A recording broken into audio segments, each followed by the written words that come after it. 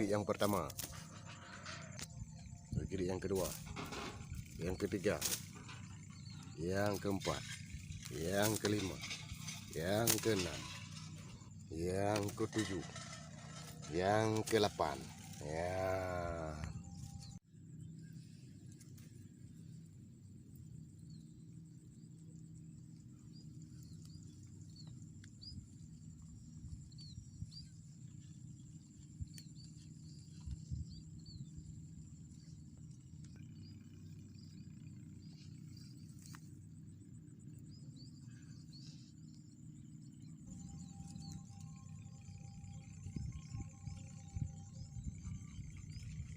Tentunya ladang sawah kami punya dipenuhi dengan warna-warni plastik. Ya. Ya, tentunya kegunaan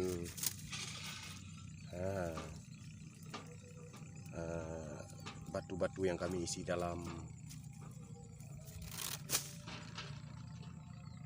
botol-botol itu khusus untuk menghalau tulu biar bunyi dia.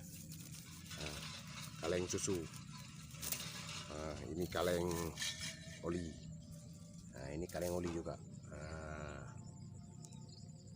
Cukup banyak kami pasang. Gini bunyinya. Ini juga bunyinya, beda-beda bunyinya. Ini juga beda-beda lagi. Ini juga, ini lain lagi. Ini kami pasang daun kurusung atau daun pisang kering.